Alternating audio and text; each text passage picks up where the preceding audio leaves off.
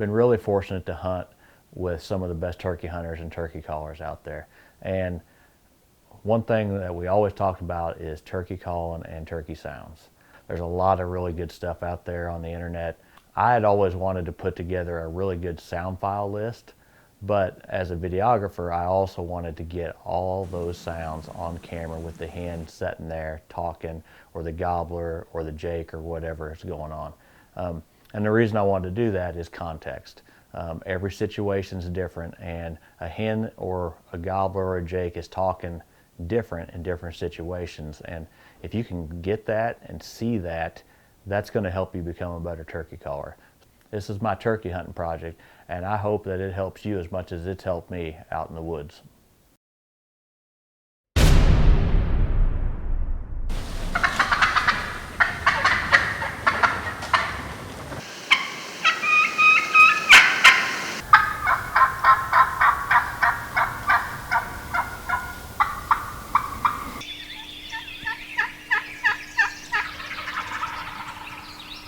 Well, that was fun.